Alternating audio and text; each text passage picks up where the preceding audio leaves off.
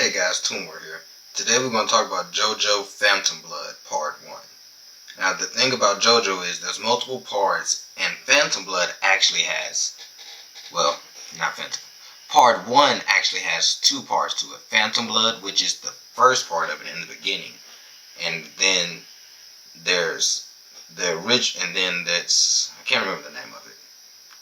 But it's basically both of them combines to make part 1. So we're just going to talk about part 1, Phantom Blood first.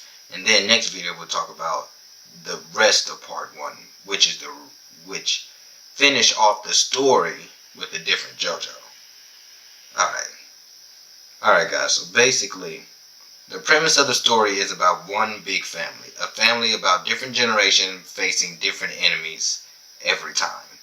Now the family, or the main character, the name of them are JoJo. And so here's how this is going to go. First, we're going to start off with with Phantom Blood, showing how it all started, or how the family kind of became, the destiny started changing. And it started with two people. It started with two people in the family. Well, one joined the family, and the other was born in the family. Now, it started out like this. The main character's father came into an accident, and it's all based in London, by the way. It's in London. Now, the main character's father came in an accident. They're on a wagon, and there's going to be a little pun there later down the line. On a wagon. Now, something happened, a bad storm is going on, and the wagon gets into an accident and wrecks. The wife dies, but with a baby. The baby is the main character of part 1, Phantom Blood. The father is also beaten down, and he's pretty damaged up too. He can't actually move. Now, a bystander comes by trying to steal their money, because he's back in London, I believe 1880s. Yeah, they're a very rich family. So, this guy wanted to steal the money from the rich people. Didn't realize that the man was still alive. And so JoJo's father, the main character in Phantom Blood, actually, "I've saved my wife. Thank you, good sir," not realizing that he's actually there to grave rob him. He does it but the man does it realizing that he's actually very rich. So a deal happened where it's like, alright, I'll save you, but somewhere down the line, you owe me a favor. And he said, anything, I'll do anything. Alright, so he saves him. We skip some years later, where JoJo was born. I believe his name is Joseph, but that's besides the point. They call him JoJo anyway. So, JoJo was born. He's like 13 or 14 years old. Alright? So, we see him having a nice life.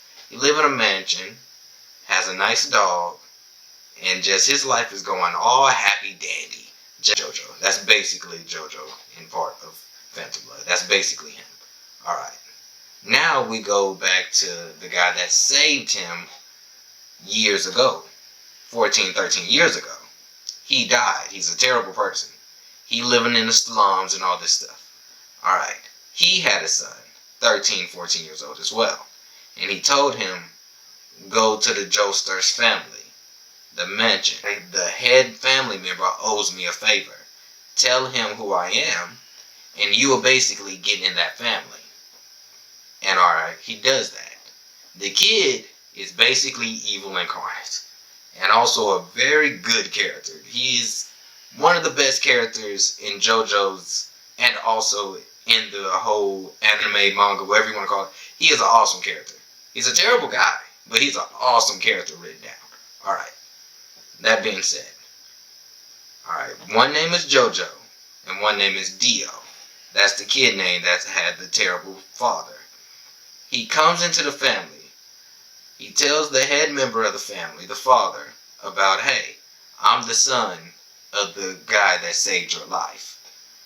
And just like that, he was like, okay, you're part of the family. JoJo was like, what's going on? What? He part of my family? What? Now he has a twin older Well, I wouldn't say twin. I honestly think Dio was older, but that's besides the point. Now he has a brother that he never asked for, wanted, or even know. Alright. Now, secretly in Dio's head, Dio is just as ruthless. Honestly, Dio is even worse than the father. His plan is to make JoJo's life a living hell. Take the family fortune and basically do everything he can to terrorize JoJo and the Joestar's family name. Alright? So, does the father know about this? No, he does not. Alright. So, the moment when they first meet, JoJo says, very well, or cool, this will be fine. He goes to try to shake his hand like a normal person. Dio just sweeps his hand aside. Now, I can't remember if he punched him. I think he did punch him. And he basically was saying, I won't be friendly with me. And basically saying, I'm going to take everything you have and make your life a living hell. And Dio actually started doing that very fast. Very, very fast. The first thing he did, well, there was a few things. The first thing he did was burn the dog. Yeah, he burned the family dog. Like, he saw that he put the family dog in a furnace. Now, you'll have to go see the show to actually know the exact details how he did it. But the family dog died in a furnace. That was right there where everyone was like, okay, Dio's the most evil person in anime with that one. Kind of like the John Wick thing, when John Wick is like, I'm doing all this for my dog. JoJo probably should have been on that type of levels and stuff. I'm going to kill you because you burned my dog. That's what I would do anyway. But that's besides the point. Alright. Now, order to tell you was I have to tell you about this girl that JoJo has a huge crush on. The love of his life. And she actually has a thing for him as well. But in 1880s, she was very poor. JoJo was very rich. JoJo also had a very noble personality. As in, he was like a gentleman. Basically, a Superman without the powers. If I was saying anything, he basically acted like Superman, but he didn't have the powers of Superman. He was that type of guy. Dio was the exact opposite. Kind of getting what I'm having here? Seeing how it's going? Alright. So, the other thing Dio started doing was bullying her because JoJo liked her and she liked JoJo. So, first Dio tried to take her away from JoJo by stealing his girl. But she wasn't going for that. So, Dio did the next best thing by stealing her first kiss in front of JoJo. And then JoJo saw it, and actually the girl was trying to wash the kiss off just from a puddle. Just wash it off. And Dio was like, what the hell are you doing? And beat the crap out of the girl. Yeah, JoJo is very brutal. It's very bloody, very brutal, and it's an awesome anime. You just gotta watch it. This is the abridged version. This is just the abrupt. Alright. Get the picture? Alright. Years later, no, scratch that. JoJo finds out about that, and then he goes to fight Dio. And so, they fought, and JoJo got the living daylights beaten out of him. Like, badly. And the father came and said, no, this isn't going to happen. Now, you'd think he would be on JoJo's side, but he's actually on Dio's side every step of the way. Like, Dio can't do no wrong, and JoJo is the one that's always started the fights. It's also part of Dios plan to really make JoJo's life a living nightmare. So he said, y'all are brothers, y'all need to start getting along. And he was saying it to JoJo, like, this is your brother, start getting along, stop acting like a spoiled brat. So, he did that. Now, here's another thing that's actually pretty funny.